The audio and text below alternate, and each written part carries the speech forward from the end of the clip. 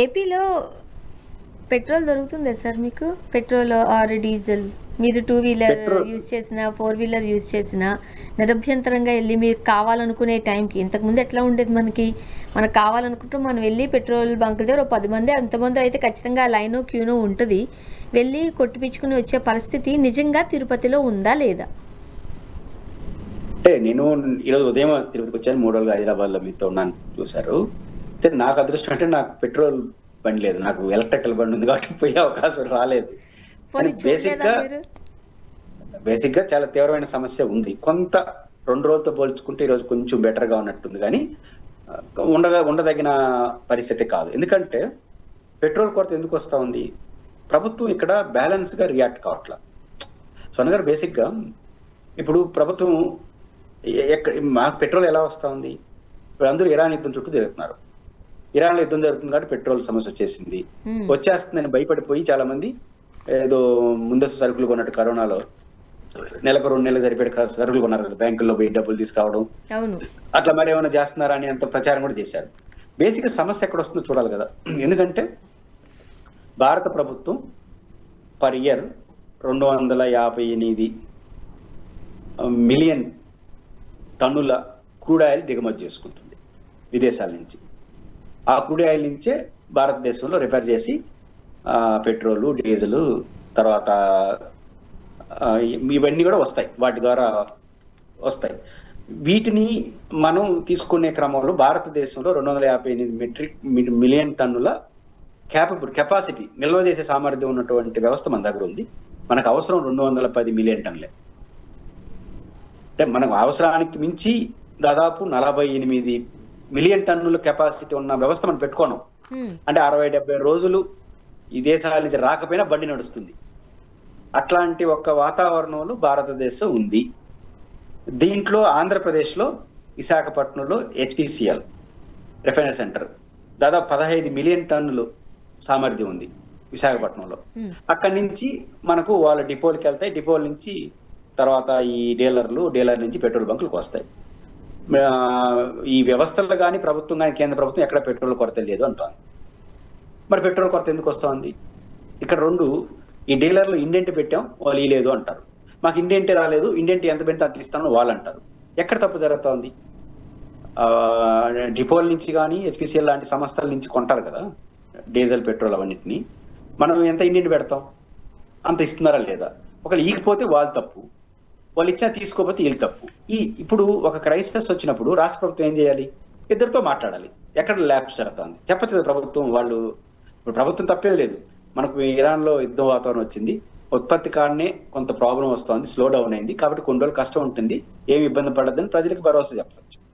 లేదా అక్కడ వాళ్ళు ఇస్తున్నారు, ఈ పెట్రోల్, డీజిల్ వీళ్ళందరూ కృత్రిమంగా చేస్తున్నారు, వెనకాల ఎవరో కుట్ర చేస్తున్నారు, అందరిని తాడదీస్తాను, భయపడద్దండి అని చెప్పాలి. ఈ 2 చెప్పుకున్న గందరగోళపరచూడు. ఎలాంటి ఇబ్బందికరమైన పరిస్థితులు లేవు. ఎవరైనా ఈ రాష్ట్రం నుంచి పక్క రాష్ట్రానికి వెళ్ళినట్లయితే వాళ్ళకి పెట్రోల్ కానీ డీజిల్ కానీ కొట్టద్దు అని అంటున్నారు. అదైతే అవాస్తవం, అలాంటిది ఎలాంటి బోర్డులు లేవు అని అంటున్నారు. మేము నిన్న గుంటూరు పోయి వచ్చాము. వెళ్ళేటప్పుడు యూజువల్లీ తెల్లవారుజామున పెద్దగా ఇబ్బంది కూడా ఉండదు కదా అని చాలా నార్మల్గా వెళ్ళిపోయిన పరిస్థితిలో ఎల్బీ నగర్ ఆ పరిసర ప్రాంతాల్లో గంట సేపు తిరిగినా ఒక్క పెట్రోల్ బంక్ ఓపెన్ అయ్యి లేదు, క్లోజ్డ్ ఉంది. సరే, గుంటూరు వెళ్ళిన తర్వాత 1000 రూపాయలకి మాత్రమే పర్ పర్సన్ కి 1000 రూపాయలు మాత్రమే కొడుతున్నారు. అది కూడా కనీసం కిలోమీటర్ మేర క్యూ లైన్ ఉంది.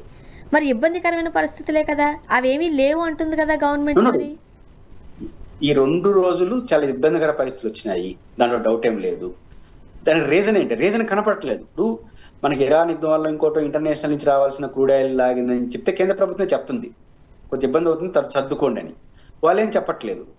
ఈ కంపెనీలన్నీ కూడా మేము ఎంత అవసరమైతే అంత ఇచ్చేస్తున్నాం అంటున్నారు. ఇక్కడ ఎవరు తప్పు చేసినట్టు? డీలర్లు, బంక్స్ ఏమన్నా తప్పు జరగాలి. తప్పు జరిగిన ప్రభుత్వం ఏం చేయాలి? 2 రకాల తప్పులే. పెట్టినంత వాళ్ళు రెగ్యులర్ గా ఇచ్చేంత ఇండెంట్ ఇస్తున్నారా లేదా? ఇకపోతే కంపెనీలు అడగాలి, కేంద్ర ప్రభుత్వం మాట్లాడాలి. మంత్రి గారు ఉన్నాడు కదా, మనకి 2 మంత్రులు ఉన్నారు కదా, మాట్లాడి మీరు మా డీలర్లు కానీ మా పెట్రోల్ బంకులు కానీ ఎంత అయితే ఇండెంట్ ఇస్తారో అంత ఇవ్వలేదు వల్ల పెట్రోల్ సమస్య వస్తా ఉంది, మేము మాట్లాడినాం, సెట్ అవుతుందని చెప్పచ్చు. లేదా వాళ్ళు ఇస్తున్నారు, వీళ్ళే మ్యానిపులేట్ చేస్తున్నారు, వీళ్ళపైన చర్య తీసుకోవచ్చు. ఈ రెండిట్లో ఒక స్టెప్ తీసుకోవాలి ప్రభుత్వం. ఇవే స్టెప్ తీసుకోకుండా చేసి కేంద్ర ప్రభుత్వం పని ఇది. మీకు స్టెప్ తీసుకోకపోతే ఏమవుతుంది? మీరు ఏదో తప్పు చేసే వాళ్ళకి సపోర్ట్ చేయబోతుంది. ఒక విమర్శ ఏం వినిపిస్తా ఉందంటే స్వర్ణ గారు, ఆఫ్టర్ ఎలక్షన్స్ చెప్పుకోదగ్గ స్థాయిలో పెట్రోల్ ధరలు పెరగబోతున్నాయి అనే ఒకటి ప్రచారం నడుస్తుంది.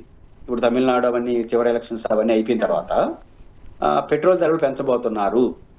పెట్రోల్ ధరలు పెంచితే ఏమవుతుంది, ఇప్పుడు మనం నిల్వ పెట్టుకుంటే వాటిని ఇప్పుడు ఈ రోజు పెట్రోల్ మనం హెచ్పిసిఎల్ నుంచి కొన్నారనుకోండి, 1 లీటర్కి 100 రూపాయలు అనుకోండి, మనం 1000 లీటర్లు ఈ రోజు కొన్నా 100 రూపాయలు లెక్క ఇస్తాడు. కానీ రేపు ఉదాహరణకు 20 రోజుల తర్వాత అదే 1000 రూపాయల పెట్రోల్ 100 రూపాయల పెట్రోల్ ఆ రోజు పెరిగిన రేటుకి అమ్ముతాడు.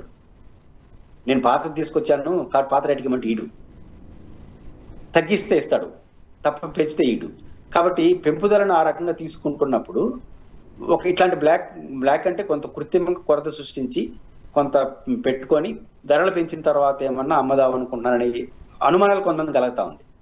కానీ ఇప్పుడు దీని తప్పు ప్రభుత్వానికి కాదు, మధ్య వ్యాపారస్తుంది. కానీ ప్రభుత్వం ఎందుకు దీన్ని తలనొప్పి నెత్తినేసుకోవాలి? అధికార యంత్రాంగాన్ని సీరియస్ గా రంగంలో దింపి, నేను ముందు ప్రస్తావించినట్టు ఇండెంట్ పెట్టి తీసుకుంటున్నారా లేదా, ఇండెంట్ పెట్టి వచ్చినా కూడా ఏమన్నా బ్లాక్ చేసుకుంటున్నారా, అప్పుడు అది ఇక్కడ ఈ డీలర్లు వారిపైన చర్య తీసుకోవాలి. లేదు కేంద్ర ప్రభుత్వ సంస్థల పరిధిలోనే ఉంటాయి కాబట్టి మీరు పంపించిన తర్వాత వాళ్ళు ఈగిపోతే ప్రధానమంత్రితో మాట్లాడాలి. మీ సంస్థలు మాకు అడిగినంత ఇవ్వలేకపోతున్నాయి, అందువల్ల ఆంధ్రప్రదేశ్ పరిస్థితిని ప్రధానమంత్రి ప్రజలకు చెప్పాలి. అంటే రెండుట్లో కోఆర్డినేషన్ చేసే బాధ్యత అది రాష్ట్ర ప్రభుత్వం. అది చేసి నిజాలు చెప్పాలి తప్ప ఏదో వైఎస్ఆర్ కాంగ్రెస్ పార్టీ ఈ రోజు రాష్ట్ర వ్యాప్తంగా ఆందోళనలు పిలిపించింది. ఎందుకు ప్రజలు సమర్థిస్తున్నారు? రీజన్ ఏంటంటే సమస్య ఉంది కాబట్టి. కాబట్టి YSR Congress party as major opposition వాళ్ళు చేసే ప్రయత్నం వాళ్ళు చేస్తున్నారు. ప్రభుత్వం ఇప్పటికైనా రియాలిటీగా ఆలోచిస్తే మంచిది. Thank you so much sir, మీ అభిప్రాయాలు పంచుకున్నారు. Thank you.